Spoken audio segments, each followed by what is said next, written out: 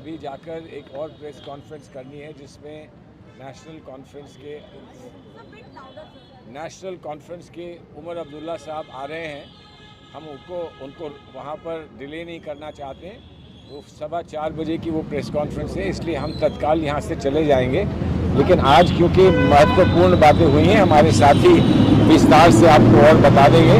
लेकिन जो महत्वपूर्ण बातें आज इलेक्शन कमीशन के सामने हमने रखी हैं, उसमें कुछ हमारी पुरानी आपत्तियां थी जिस पर अभी हम संतुष्ट नहीं हैं। इलेक्शन कमीशन ने कहा कि हमने आदेश दे दिए हैं और हमने एमसीडी को और एजेंसीज को ये कह दिया है कि तत्काल ये उतार दिए जाए। जहाँ जहाँ पर प्रधानमंत्री महोदय या किसी मंत्रिमंडल में किसी व्यक्ति की तस्वीरें लगी हुई हैं, वो कहा है कि हम लोग फ़ौरन उसको उतार लें।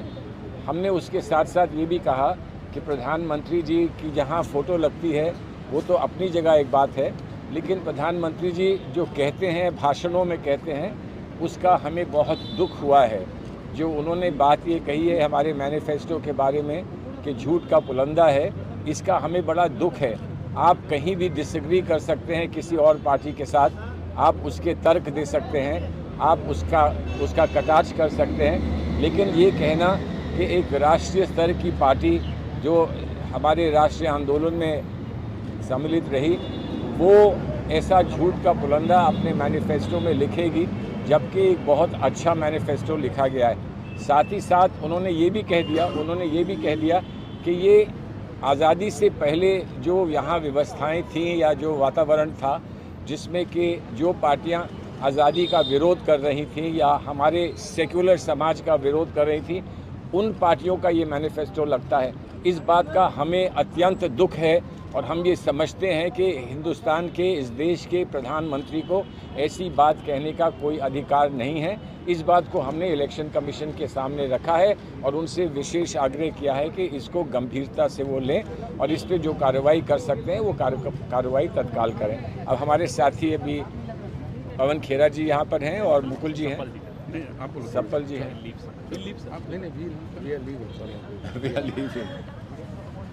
हमने चुनाव आयोग के समक्ष एक ऐसी बात भी रखी जो बार बार हम पहले भी उठाते आए हैं कि प्रधानमंत्री के जो सैन्य बलों के साथ कार्यक्रम किए जाते हैं, उनकी चित्रों का, उनकी फिल्म्स का दुरुपयोग करना चुनाव के दौरान, जहां प्रधानमंत्री सेना की यूनिफॉर्म में होते हैं या एयरफोर्स की कैप लगाकर प्रचार कर रहे हैं एक तरह से, वो उस पर हमने अपनी बहुत घोर आपत्ति दर्ज कराई, क्योंकि पहले भी हम वो आपत्ति दर्ज करा चुके हैं और पहले चुनाव आयोग की एडवाइजरीज हैं कि यह नहीं किया जा सकता चुनाव के दौरान।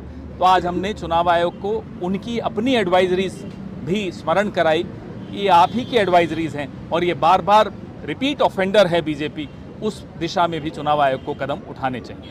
मेरे साथी गुरदीप सप्पल जी आपको बाकी जानकारी भी देंगे। मैं निकल रहा हूँ, जाना है उसके बाद चले जाना।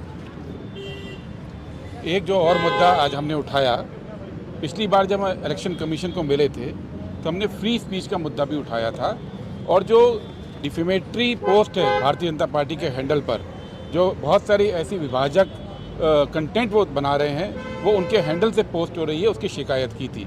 इलेक्शन कमीशन ने आज हमको ये बताया कि उन्होंने फैसला लिया है कि चुनाव के दौरान जो सेक्शन 69 और 79 है आईटी एक्ट का, जिसके 69 और 79 आईटी एक्ट का जो है, जिसके तहत अलग अलग यूट्यूब चैनल को, अलग अलग फ्री स्पीच के प्लेटफॉर्म को बंद किया जा सकता है, उसका पालन नहीं करने का फैसला किया है। उन्होंने कहा है कि इलेक्शन के दौरान फ्री स्पीच को बिल्कुल बरकरार रखने के लिए इलेक्शन कमीशन इस पक्ष में नहीं है कि कोई भी यूट्यूब चैनल, कोई भी मीडिया का प्लेटफॉर्म उस पर बैन ना किया जाए। लेकिन हमने उनको ये भी ध्यान दिलाया कि इलेक्शन कमीशन तो ये नहीं करने जा रहा है। इलेक्शन कमीशन ने तो कहा कि वो फ्री स्पीच चाहते हैं, लेकिन सरकार की जो मिनिस्ट्री है, मिनिस्ट्री ऑफ इंफॉर्मेशन ब्रॉडकास्टिंग, सूचना प्रसारण मंत्रालय, वो कई यूट्यूब चैनल्स को बैन कर रही है, कई सारे पत्रकारों के हैंडल्स को बैन कर रहे हैं। अभी 2 दिन पहले भी एक यूट्यूब चैनल था बोलता हिंदुस्तान, उसको भी बैन किया गया। और जो बैन किया गया, यूट्यूब की ओर से बताया गया कि इस बैन के वो कारण नहीं बता सकते, क्योंकि मंत्रालय ने उनको कहा है कि इसको कॉन्फिडेंशियल रखा जाए। हमने ये बात इलेक्शन कमीशन के समक्ष रखी है कि चुनाव के दौरान ये जो अधिकार है सेक्शन 69 के तहत वो मंत्रालय के पास नहीं होना चाहिए, वो चुनाव आयोग के पास होना चाहिए। और चुनाव आयोग हमारी बात से सहमत था। उनका ये मानना था कि चुनाव में फ्री स्पीच को हर हाल में बरकरार रखना चाहिए। दूसरी बात हमने एक और उठाई, केरल में तिरुवनंतपुरम में भारतीय जनता पार्टी के कैंडिडेट हैं राजीव चंद्रशेखर, उनके जो एफिडेविट है उसमें बहुत सारी गलतियां पाई गई हैं। उन्होंने अपनी कुल आय 680 रुपये में दिखाई है, उनके एसेट्स की वैल्यू में प्रॉब्लम है। ये बात भी हमने इलेक्शन कमीशन का इस पर ध्यान खींचा है। एक और इशू जो हमने उठाया है आज, त्रिपुरा के अंदर जो रिटर्निंग ऑफिसर है वो लगातार हमारे कैंडिडेट से मांग रहे हैं कि जो होर्डिंग लगाने वाले वेंडर्स हैं उनके कॉन्ट्रैक्ट दिए जाएं। नियमानुसार इसकी कोई ज़रूरत नहीं है। ये जो चुनाव के दौरान अलग अलग बाधाएं कई बार इलेक्शन कमीशन के अधिकारियों द्वारा क्रिएट की जाती हैं, उसके खिलाफ हमने आज रिप्रेजेंटेशन दिया है।